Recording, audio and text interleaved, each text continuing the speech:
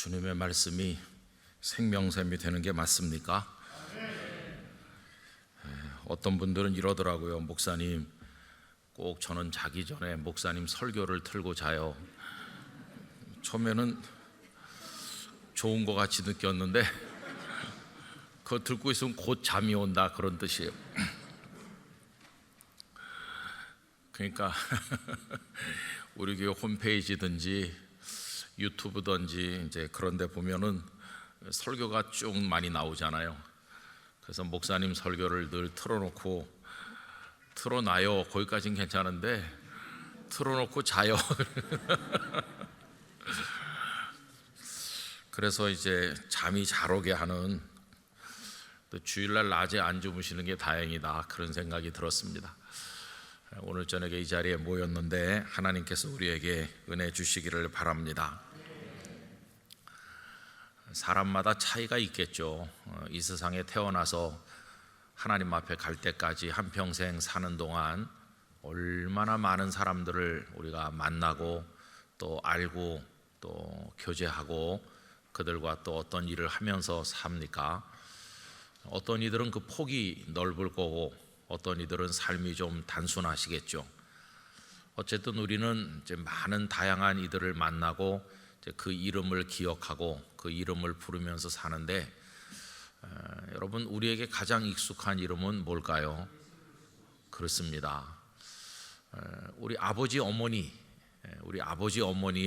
성함이 귀하죠. 그렇지만은 우리 한국적인 상황에서는 부모님의 함자를 입에다가 이렇게 담지 않잖아요. 잘 누가 이렇게 부모님 성함이 어떻게 되시는가 하면은 무슨 자 되십니다, 이렇게 하는 거지. 그래서 의외로 부모님의 그 함자가 우리 입에 오르내리는 일이 적습니다. 그죠? 그냥 아버지, 어머니, 아빠, 엄마 이렇게 대신 부르는 거죠. 그리고 이름 석자를 이렇게 부르는 관계 속에서 누구 이름이 제일 유명할까? 아마 요새 대한민국에서는 우리 국민들에게는 윤석열 대통령의 이름이 유명하겠죠. 또 그 이전에는 그 당시 대통령, 또 그 이전에는 그 당시 대통령. 그래서 가장 영향력이 큰 사람을 미국에서도 자주 조사를 해보면은 언제나 그 당시 대통령이 가장 영향력이 크고 또 유명하고 그 이름이 널리 알려져 있죠. 그런데 여러분, 사람들의 그런 이름은 한때는 온 세상을 가득 채우는 것처럼 보이지만 조금 지나면 다 잊혀져요. 그래서 사람들이 잘 기억하지 않아요. 그러나 우리 평생의 세월이 가면 갈수록 더 많이 부르게 되는 이름은 우리 주님 예수님의 이름입니다. 예수님의 이름. 하루에도 수백 번을 부르잖아요. 그리고 맨 마지막에 우리의 마지막 호흡이 멈추는 그 순간에도 우리 영락교회 모든 성도들이 예수님의 이름을 부르면서 하나님의 품에 안기기를 원합니다. 마지막까지 부를 이름이 우리 예수님의 이름이죠. 예수님께서 승천하시고 이제 제자들만 남았는데 오순절에 권능으로 임하셨어요. 그래서 그 성령님의 역사가 충만했어요. 제가 지난 주일에 제자들 속에 이미 주님의 영이 계셨지만 잘 몰랐을 거다, 그랬다가 오순절에 그 권능으로 임하면서 여러 가지 증거들을 그들이 경험하면서 성령님께서 우리 안에 역사하시는구나 하는 것을 분명하게 알게 되었고 담대하게 되었을 것이다, 이렇게 말씀을 드렸어요. 그러면서 그 능력을 가지고 나가서 교제하고 복음을 전파하고 또 기도하면서 예루살렘 교회가 활발하게 확장돼 나갔다는 말씀을 드렸죠. 근데 이제 그 성령님의 임재의 여러 가지 시점이나 성령 세례가 뭔지, 또 성령의 충만함이 뭔지, 또 성령의 은사와 권능이 뭔지에 대해서 견해가 여러 가지 다양한 게 참 많아요. 보수적인 교단에서는 어떻게 얘기하냐면은 그 오순절 다락방 같은 성령의 역사가 그때만 있었고 그 이후에는 없다고 얘기하는 사람들도 있습니다. 그러나 그런 건 아니죠, 그죠? 성령님은 오늘도 우리 속에 역사하시는 것이죠. 또 어떤 분들은 예수님을 구주로 처음 믿을 때 그때 성령님이 역사하셔서 믿게 되는 거고, 물론 그 말씀은 맞는 거죠. 고린도전서 12장 3절에 누구든지 성령으로 하지 않으면 예수님을 주시라 할 수가 없다고 그랬으니까, 예수님을 나의 주님이라고 고백하는 사람이라면 그 속에 성령님이 임재해 계신 거예요. 그런데 그때 성령님으로 기름 부음도 받고 성령의 세례도 받고 그때 모든 게 다 완성되는 거다, 이렇게 주장하는 분들도 있어요. 그러나 우리가 성경 여러 군데 또 읽어보든지 이렇게 경험적으로 보면 예수님을 구주로 믿을 때 성령께서 우리를 도우시는 게 맞는데, 그렇다고 해서 그 사람이 성령으로 충만한가 하면은 또 그렇지 않은 부분도 있는 것 같아요. 그래서 저는 예수님을 믿을 때 성령께서 우리 안에 임하시고 역사하시지만, 우리가 끊임없이 기도하는 걸 통해서 다락방에 성령께서 강력하게 권능으로 임하시는 것처럼, 그래서 그들이 은사를 가지게 되고 또 열매를 맺게 되는 것처럼 우리가 그런 영적으로 풍성한 기름 부으심을 사모해야 된다. 저는 개인적으로 그런 입장을 가지고 있습니다. 그래서 이제 이 성령론의 문제에 대해서는 여의도 순복음교회 그 조용기 목사님 말씀했던 한쪽으로 좀 이렇게 극단적이라고 말하는 그런 성령 역사가 그런 가르침이 있는가 하면, 우리나라의 아주 보수적인 교단에서 말하는 이렇게 전혀 다른 그런 것도 있고, 우리 한경직 목사님이 가르치신 또 그런 성령에 관한 가르침도 있고, 진폭이 굉장히 커요. 그래서 어떤 것이 정설이라고 말하기는 어렵지만은 하여튼 분명한 것은 뭐냐 하면, 우리가 예수님을 구주로 믿고 있다면 지금 우리 속에 성령님이 계신 것이에요. 그리고 우리는 끊임없이 더 풍성한 영적 삶을 살기 위해서 기도해야 된다는 건 틀림없는 사실이에요. 그래서 우리가 더욱더 풍성한 성령의 충만한 역사 가운데 거하게 되기를 간절히 바랍니다.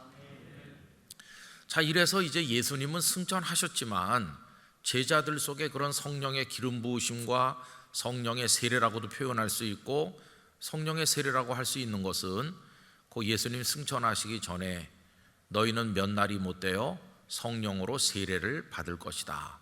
그리고 몇 날 지난 다음에 오순절 다락방 사건이 있었으니까 그 다락방의 권능으로 급하고 강한 바람 같은 소리가 들리고 불의 혀처럼 갈라지는 게 보였던, 그리고 방언을 하게 됐던, 그게 성령 세례라는 걸 또 알 수 있는 거죠.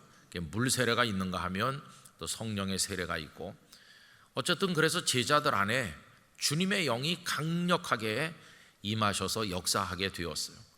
그러다 보니까 베드로같이 겁이 많았던 사람이 그 많은 순례자들 앞에서 말씀을 전했고요, 그 말씀을 들은 사람들이 다 마음이 찔렸어요. 여러분, 주의 성령께서 역사하시지 않으면 아무리 저명한 사람이 탁월한 언변으로 또 논리적인 이야기를 재밌게 잘해도 마음에 찔림이 없어요. 마음의 찔림이라고 하는 것은 성령님의 말씀을 통한 역사입니다. 우둔하고 어눌한 사람이 말해도 성령님이 역사하시면 찔림을 받는 거예요. 하나님의 역사는 언제 나타날지 모르는 거죠. 지난 주일날 이제 오부 예배를 이제 다 마쳤는데, 이제 오부 예배를 드리고 저 뒤에서 인사를 드리는데 어떤 여성이, 연세가 그렇게 많은 것 같진 않아요. 아마 40 안 됐거나 뭐 그런 것처럼 보였는데, 눈물을 막 흘리면서 이렇게 저한테 와서 악수를 하시고 나가면서, 목사님 오늘 성령 받았습니다. 오부 예배 시간에 또 그분은 그런 어떤 성령의 기름 부으심을 개인적으로 체험한 거죠. 그러니까 하나님의 성령께서 우리 각자 속에 언제 어떻게 임하여 오실는지 우리는 알 수 없어요. 그죠? 모든 순간에 주의 영이 우리 속에 역사하시는 겁니다. 그래서 마음의 찔림을 받는 거죠. 찔림을 받기도 하고 어떤 순간 성령으로 기름 부으심 받기도 하고 그러는데, 그래서 그날 세례를 받고 예수님을 믿은 사람이 3,000명이나 되었어요. 그리고는 이제 성전 비문의 안진뱅이 장애인을 나사렛 예수님의 이름으로 일으키는 엄청난 일이 이제 벌어지게 되니까 사람들이 놀라서 솔로몬 행각에 몰려들게 되었는데 그 수가 엄청났어요. 그래서 베드로가 그걸 쭉 얘기했습니다. 너희들이 못 박아 죽인 그 예수님이, 그 예수님의 이름이 이 사람을 낫게 한 것이다. 이렇게 이제 하면서 그 예수님이 부활하셨다고, 하나님이 그분을 살리셨고, 이렇게 쭉 얘기를 하니까 당시 유대 지도자들이, 그 사도들이 예수님의 부활 전도하는 걸 싫어해가지고 와서 잡아 가둔 거예요. 그리고 이제 오늘 4장으로 넘어오는 건데, 여러분 지난번에 이런 말씀 드렸죠. 그 잡아 가두는 세력과 또 잡혀가서 옥에 투옥된 베드로와 요한 같은 사도들, 누가 더 강한가, 누가 잡은 자이고 누가 잡힌 자인가 하는 말씀을 지난번에 드렸어요. 겉으로 보면 잡은 자는 그 권력을 가진 대제사장, 그 백성의 장로들, 소위 그 산헤드린 공회, 그 사람들이 잡은 자고, 예수님의 제자들은 잡힌 자죠. 그들은 강한 사람들이고 예수님의 제자는 약한 사람들이죠. 무슨 백도 없고 권력도 없고 아무것도 없으니까요. 그러나 실질적인 승리자는 누굽니까? 주님의 사람들이었어요. 왜냐하면 그들이 이들을 잡아서 감옥에 가뒀지만 하나님의 말씀은 갇히지 않고, 그 솔로몬 행각에서 베드로의 말씀을 들었던 이들의 영혼 속에서 말씀은 계속 역사해가지고 그날 말씀을 들은 사람 중에 5,000명이 예수님을 믿었다고 되어 있어요. 여러분, 겉으로 보면 그 권력자들이 예수님의 제자들을 잡은 것처럼 보이지만 그들은 잡힌 사람들이 아니에요. 수많은 영혼들을 오히려 그리스도께로 돌아오게 하는 진정한 의미의 승리자였다는 것을 우리가 알 수 있습니다. 자, 이래가지고 이제 밤이 지난 다음에 그들이 다 모인 겁니다. 여러분 오늘 본문 시작되는 부분에 보십시오. 지금 그들이 큰 일이나 생긴 것 같이 모였잖아요. 5절, 이튿날 관리들과 장로들과 서기관들이 예루살렘에 모였는데, 여기 장로들, 관리들, 장로들, 서기관들이라고 되어 있는데 이게 산헤드린 공회가 모인 겁니다. 이렇게 표현된 게 산헤드린 공회가 모인 것을 말해요. 지금 예수님의 제자 두 사람 때문에 산헤드린 공회가 비상 소집됐을 정도로 큰 충격을 준 거예요. 그들은 예수님이 아니잖아요. 예수님이 아닌데도, 그 제자에 불과한데도 그 제자들로 인해서 일어나고 있는 일이 예수님 살아계실 때보다도 더 충격적으로 이들에게 느껴지는 거예요. 막 3,000명, 5,000명씩. 그러니까 이 사람들이 비상회의를 모이지 않을 수가 없는 거죠. 그래서 어떤 사람들이 모였습니까? 거기 6절에 보면 대제사장 안나스. 여러분, 이 당시 안나스는 최고의 실권자입니다. 이 안나스는 주후 6년에서 15년까지 대제사장이었어요. 한 10년 정도 했죠. 근데 이 사람이 얼마나 막후에 세력이 강했는지, 자기가 10년 정도 하고 나서 몇 년 후에 누구를 대제사장 자리에 앉혔냐 하면은 자기 사위인 가야바를 앉혔어요. 가야바. 여러분, 가야바가 귀에 익은 이름이죠. 예수님이 십자가 달리시기 전에 가야바 법정에서 재판받으시고 베드로가 그 집 뜰에서 예수님 모른다고 3번 말했는데, 가야바의 집에서 산헤드린 공회가 소집된 거죠. 그죠? 그 가야바는 무려 18년부터 35년까지 몇 년 기간입니까? 굉장히 길게 대제사장 자리에 있었어요. 그리고 그가 대제사장의 자리에 있을 때 예수님께서 십자가를 지신 거예요. 그리고 이제 가야바가 이제 물러난 다음에, 그 다음에 36년부터 37년까지 대제사장의 자리를 물려받은 사람이 누구냐 하면, 그 다음에 나오는 사람 누굽니까? 요한. 이 요한은 또 누굴까요? 안나스의 아들입니다. 아들. 이 안나스라는 사람이 자기도 대제사장이었고, 자기 사위도 대제사장이었고, 자기 아들도 대제사장이었고, 그 다음에 나오는 알렉산더라는 사람이 나오죠. 이 사람도 안나스의 문중 사람이에요. 그러니까 여기 지금 산헤드린 공회를 구성하고 있는 사람들 중에서 대제사장 안나스, 가야바, 알렉산더, 요한 뭐 이런 사람들이 당시 모든 권한을 두 손에 틀어주고 있는, 그러면서 사내들인 공회를 자기들 마음대로 주장하고 성전을 장악하면서 굉장한 세도가들이라는 것을 알 수 있어요.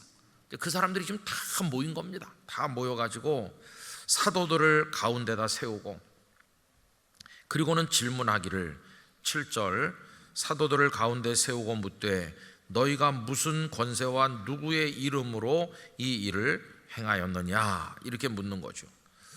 도대체 무슨 권세로, 무슨 자격이 있어서, 또 무슨 누구의 이름으로 하느냐, 이렇게 물었어요. 근데 여러분, 이거는요 예수님께도 그 사람들이 물었던 거예요. 예수님께도. 마태복음 21장 23절에 이런 말씀이 나옵니다.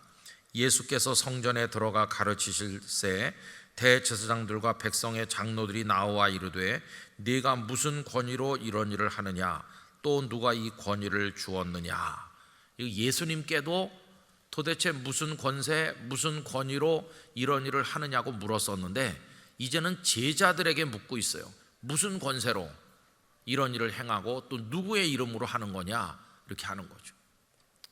여러분, 예수님께 질문했을 때는 어떤 때냐 하면, 예수님께서 성전에 돈 바꿔주는 사람, 장사하는 사람들 다 뒤집어 엎고 내쫓으신 그 다음이었어요. 당신 예수가 무슨 권한이 있길래 이런 할 수 없는 엄청난 일을 하느냐고 따진 것이죠. 근데 지금 제자들에게 똑같은 질문을 하는 것을 볼 수 있어요.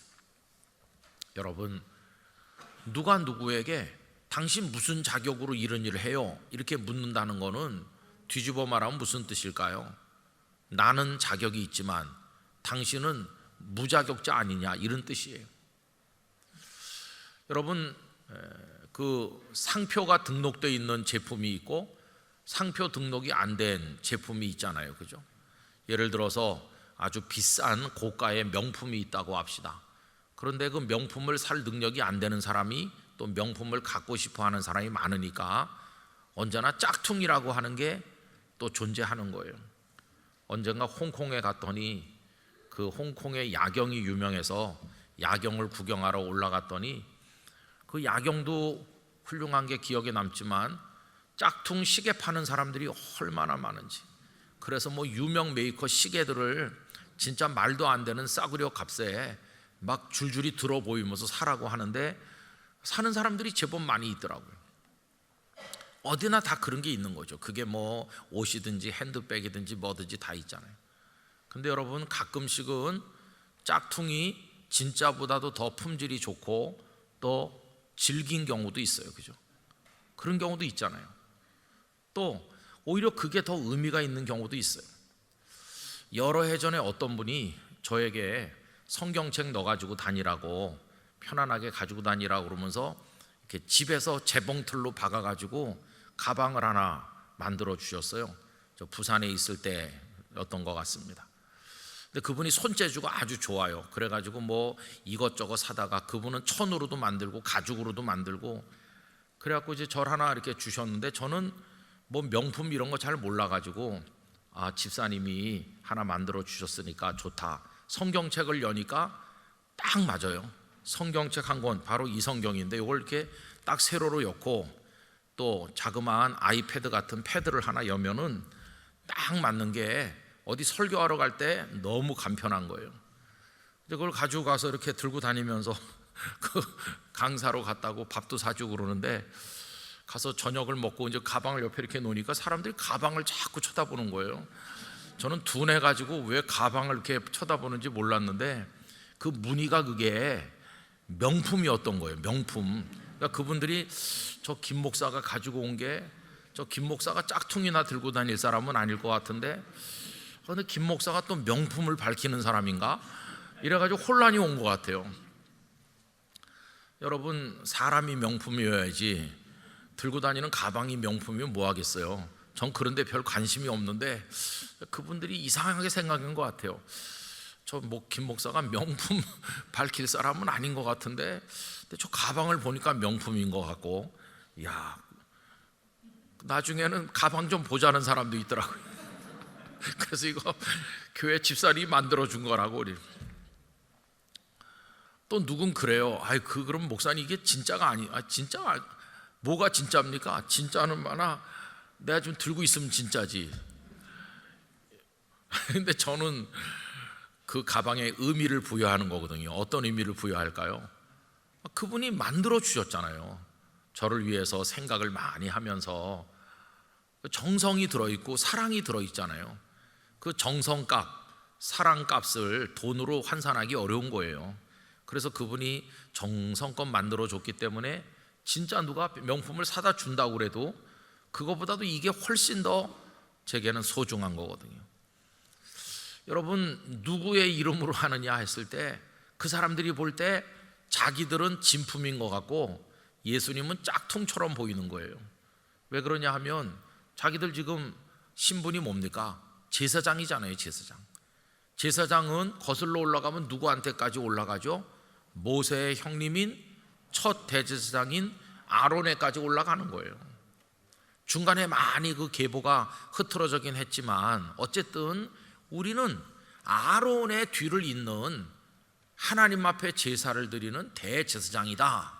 이거 가지고 지금 행세하는 거. 이 사람들은 안나스도 그렇고 가야바도 그렇고 다 그런 사람들이죠. 근데 당신 예수는 뭐 가지고 하냐 이거예요. 결국 우리는 아론의 권위로 하는데, 그 다음에 그 사내들인 공회를 구성했던 사람 중에 많은 사람이 또 바리새인들이거든요. 이 바리새인들은 무슨 권세로 행세하는 사람들입니까?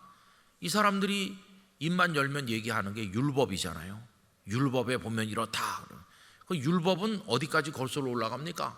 올라가 보면 모세까지 올라가는 거. 모세가 시내산에 올라가서 그걸 받았다는 거예요.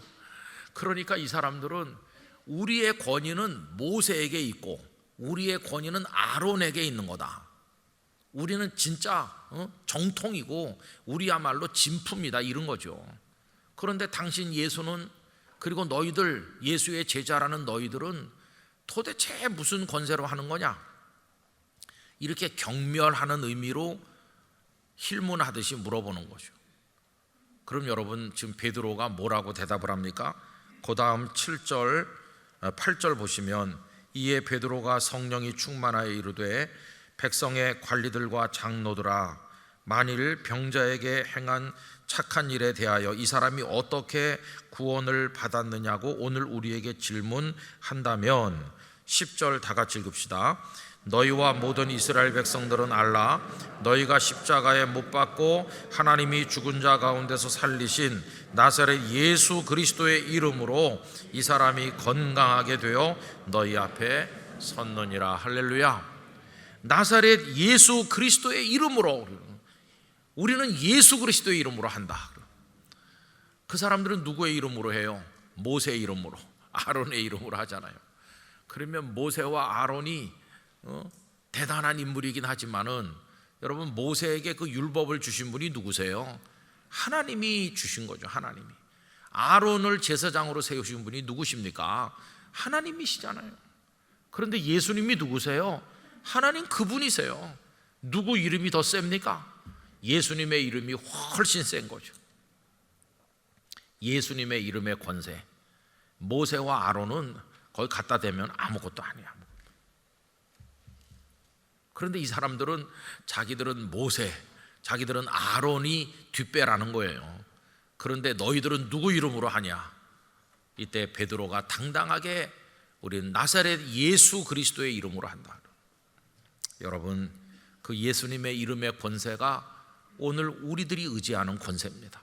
우리는 예수님의 이름으로 기도하고 예수님의 이름으로 영적 싸움을 싸우고 예수님의 이름으로 하나님의 자녀가 된 것이 예수 그리스도의 이름으로. 그래서 예수 그리스도의 이름으로 한다고 분명하게 얘기하는 거죠. 여러분, 그러면 그 사람들이 주장하는 그 모세의 율법, 그게 얼마나 보잘것없는 건가 잘 아시죠? 그들은 율법을 가지고 선행을 행하고 율법을 지키면 구원을 받을 거라고 생각하지만 율법으로는 죄를 깨달을 뿐이에요. 로마서 3장 20절, 그러므로 율법의 행위로 그의 앞에 의롭다 하심을 얻을 육체가 없나니 율법으로는 죄를 깨달음이니라. 율법은 우리를 구원할 수 없어요. 그러면 제사 드리는 제사장들은 그 제사로 사람을 구원할 수 있냐? 아니요. 히브리서 9장 26절, 그리하면 그가 세상을 창조한 때부터 자주 고난을 받았어야 할 것이로되 이제 자기를 단번에 제물로 드려 죄를 없이 하시려고 세상 끝에 나타나셨느니라. 구약의 제사장들 제사를 드려요. 그러면 그게 속죄가 돼서 이 사람이 저지른 죄가 용서받는다 그러잖아요. 그럼 이 사람이 가서 다시 죄를 또 지으면 또 와서 제사를 또 드려야 되고 또 드리고 또 드려야 되는 거예요. 그런데 우리 주님의 십자가 위에서 당신을 어린 양 삼아 드린 제사는 한 번으로 모든 걸 다 끝내신 것이에요. 누가 더 진품입니까? 우리 예수님의 십자가 제사가 진정으로 우리를 구원하는 거죠. 거기 대제사장들이 자기들의 권위를 주장하고 있지만 그들은 다 아무것도 아니에요. 여러분, 이 세상에 우리를 구원하실 구주는 예수 그리스도 한 분밖에 없는 것이. 11절에 또 계속 이렇게 말하죠. 이 예수님은 너희 건축자들의 버린 돌로서 집 모퉁이의 머릿돌이 되었느니라. 너희 건축자들, 누굴 가리키는 것일까요? 바로 그 지도자들이라고 자처하는 그들을 가리키는 거예요. 너희들이 뭐 건축 전문가, 종교 전문가, 유대인들을 행복하게 만들어주는 전문가, 너희들이 그동안 지배층으로서 대단한 위치에서 누렸는데 너희들이 예수님을 쓸모없는 돌멩이처럼 버리지 않았느냐? 너희들이 죽이지 않았느냐? 그런데 그 예수님이 모퉁이의 머릿돌이 되셨다. 여러분, 그들은 예수님을 알아보지 못했어요. 예수님의 가치를 그들은 알지 못한 것이. 그래서 대제사장이나 바리새인들, 서기관들이 가르치는 대로 하는 사람은 구원에 이를 수 없고 예수님이 말씀하는 대로 하면 구원에 이르는 것이.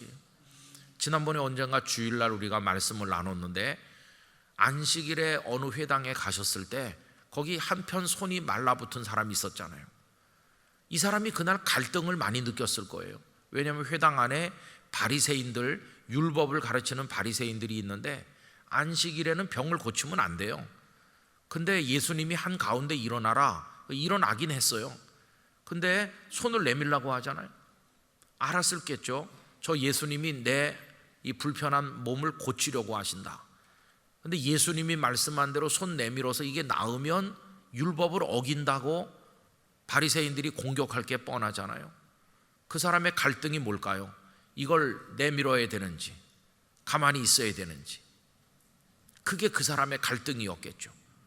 바리새인들의 안식일을 지켜야 된다는 그 가르침을 따라야 되는 건지, 안식일의 규범을 어기면서라도 예수님의 말씀에 따라야 되는 건지 순간적인 갈등이 굉장히 컸겠죠. 그런데 만약에 그가 바리새인들이 가르치는 율법 규정을 따르기로 결심해서 그냥 저는 가만히 있겠습니다 이랬더라면 이 몸이 이게 굳은 채로 그냥 살았을 거예요. 그런데 그는 예수님을 따르기로 결심했어요. 그분이 손 내밀라고 하신다. 손을 내밀었더니 이 굳었던 손이 쫙 퍼지는 것이. 여러분, 그 율법은 그 사람을 구원하지 못해요. 그런데 예수님만이 그를 구원한 것이, 예수님의 권세, 예수님만이 생명의 구주인 것을 우리가 분명히 볼 수 있는 거 아닙니까? 그래서 예수님 외에는 우리를 구원할 자가 없으신 것이죠. 여러분, 맨 마지막 12절 우리 다 같이 읽읍시다. 다른 이로서는 구원을 받을 수 없나니 천하 사람 중에 구원을 받을 만한 다른 이름을 우리에게 주신 일이 없음이라 하였더라. 아멘. 유명한 요절 말씀이죠. 이 말씀 아래는 줄을 치셔서 꼭 기억하시기를 바랍니다. 다른 이로서는 구원을 받을 수 없나니, 그 누구의 이름으로도 구원받을 수 없어요. 오직 예수님뿐이죠. 천하 사람 중에 구원을 받을 만한 다른 이름을 우리에게 주신 일이 없음이라 하였더라. 유일한 생명의 구주가 예수님이십니다. 내가 곧 길이요 진리요 생명이라고 하시면서 나 외에는, 나를 통하지 않고는, 나로 말미암지 않으면, 나를 거쳐서 가지 않으면 그 누구도 아버지께로 갈 수가 없다고 딱 잘라 말씀하셨어요. 예수님은 유일한 생명의 구주이십니다. 기독교인은 그걸 믿는 사람이에요. 여러분, 오늘날은 다원주의 사회라고 그러죠. 그래서 하나만 주장하지 말고 이것도 좋고 저것도 좋다 이렇게 말하는 사회가 됐어요. 그래서 이제는 참 기독교인들이 이 믿음의 정절을 지키기가 어려워요. 왜 이렇게 꽉 막혔냐고. 뭐 꼭 예수님만 구원하냐고. 다른 종교에도 구원이 있지 않겠느냐고. 종교다원주의가 판을 치고 있어요. 그리고 또 세상에서는 좀 가슴이 넓고 넉넉하고 세련된 사람은 이것저것 다 포용할 줄 알아야 된다고 말해요. 가끔씩은 절에 가서 또 이것도 하고, 가끔씩은 교회 와서 찬송가도 부르고, 가끔씩은 성당에 가서 묵주도 돌리고, 뭐 그런 정치인들 얼마나 많은지 몰라요. 그러나 여러분, 우리는 그런 걸 받아들일 수 없어요. 우리 목에 칼이 들어와도 우리를 구원할 분은 예수님 한 분밖에 없어요. 예수님 한 분밖에 없어요. 이스라엘 백성들이 모세를 하늘같이 추앙했어요. 그러나 모세 이름으로 구원받는 거 아닙니다. 율법으로 구원에 이를 수 없어요. 아론을 숭상하면서 그 제사 드리는데 골몰했어요. 그냥 소 잡고 양 잡아서 계속 제사했어요. 그러나 그 제사가 우리를 구원할 수는 없는 것이죠. 또 예수님 때 와서 성전을 하나님 보듯 했어요. 지난주일에도 말씀드린 것처럼 하나님은 눈에 안 보이는데 성전은 눈에 보이잖아요. 여러분, 성전이 하나님의 대형물처럼 된 거예요.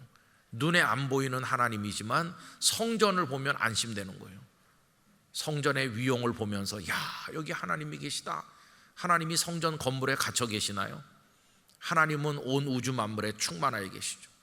여러분, 다윗이 성전을 지을 결심을 한 걸 하나님이 기뻐하시긴 했어요. 근데 하나님이 집 없어서 떨다가 고마워하신 게 아니에요. 하나님께서는 그의 마음, 하나님을 생각하는 마음을 기뻐한 거지 성전 짓는다고 좋아하신 게 아니에요. 또 솔로몬이 성전을 지어서 그를 축복하시긴 했지만 그 집이 생겼기 때문에 좋아하신 하나님이 아니세요. 뭐라고 했습니까? 그가 성전을 다 짓고 솔로몬이 성전 봉헌식을 했던 그날 밤에 하나님 말씀하시기를 네가 말씀에서 떠나면 이 성전을 버릴 거라고 하셨어요. 하나님은 성전 건물 따위에는 요만큼의 미련도 없는 분이세요. 그런데 성전이 전부 다인 것처럼 그 사람들은 그렇게 추앙했어요. 예수님 뭐라고 했습니까? 돌 위에 돌 하나가 덧놓이지 않도록 다 무너질 것이라고. 여러분, 성전이 우리를 구원하는 것도 아니라는 걸 알 수 있습니다. 그 외에도 인간의 어떤 노력, 인간의 종교적인 구도적인 어떤 그런 수고들, 막 돌을 닦고 참선을 하고 선행을 행하고 별걸 다 해도 예수 그리스도의 구원의 공로가 없이는 구원받을 사람이 아무것도 없어요. 여러분, 오직 예수님 한 분만이 우리를 구원하는 것입니다. 그래서 그 어떤 데도 우리가 귀를 기울일 수가 없어요. 오직 한 분 예수님이시죠. 밤에 잠들 때도 예수님의 이름으로 기도드리고 우리는 자는 것이고, 꿈속에서도 예수님의 꿈을 꾸고, 아침에 눈을 뜰 때도 주님 안에서 눈을 뜨고, 이 땅에 살다가 맨 마지막에 우리가 부를 이름이 예수님의 이름인 줄로 믿습니다. 예수님의 이름으로 구원받는 것이, 또 우리 같은 죄인이 예수님의 이름으로 기도하는 것이, 예수라고 하는 그 이름이 얼마나 우리에게 소중한지 말로 다 할 수가 없어. 우리 영락교회 성도들이 지난주일 산상기도회를 통해서 그리스도께서 우리 안에 계시다를 많이 생각했는데, 그 예수님이 우리에게 가장 친근하고 가까운, 언제나 우리 가슴 속에 계시고 우리 속에서 역사하시는 그 예수님으로 체험되시기를 간절히 바라는 것입니다. 그래서 오늘 여기 지금 베드로 사도가 사내들인 공회 앞에서 한 얘기는 굉장히 중요한 것이죠. 굉장히 중요해요. 사람들이 우리 기독교를 편협하다고 말해도 괜찮아요. 꽉 막힌 사람들이라고 말해도 괜찮아요. 그래서 우리는 진리를 붙들고 있는 것입니다. 다른 데는 얼마든지 우리가 타협할 수 있어요. 3.1운동이 일어났을 때도 우리의 선배들은 천도교인들, 불교인들과 다 손잡고 민족을 위한 독립운동을 했어요. 그러나 예수님의 이름으로 구원받는 데 있어서는 타협하지 않았어요. 최걸록 목사님은 누구 앞에서나 예수 천당을 말했지 이것저것 말하지 않았어요. 여러분, 오직 예수 그리스도만이 우리를 구원하는 것입니다. 이 기초 위에 우리의 신앙과 삶이 세워지는 것입니다. 우리 영락교회 성도들에게 가장 가까운 이름, 가장 능력 있는 이름, 가장 존귀한 이름, 가장 사랑스러운 이름, 꿈속에서도 잊을 수 없는 이름, 우리 주님 예수님의 이름이 되기를 간절히 축원합니다. 기도하겠습니다. 거룩하신 아버지 하나님, 누구의 이름으로, 누구의 권세로 이런 일을 하느냐고 물었을 때 베드로는 성령의 충만함 가운데서 분명히 말했습니다. 나사렛 예수 그리스도의 이름이라고 말하였습니다. 주여, 저희도 그 예수님의 이름으로 구원에 이르고 기도하고 하나님의 자녀가 되고 승리하는 줄 믿습니다. 예수 그리스도의 이름에 담긴 권세를 저희들이 체험하게 하여 주시옵시고, 영락교회가 오직 주 예수 그리스도의 복음을 전하는 교회가 되게 하여 주시옵소서. 예수님의 이름으로 기도드리옵나이다. 아멘.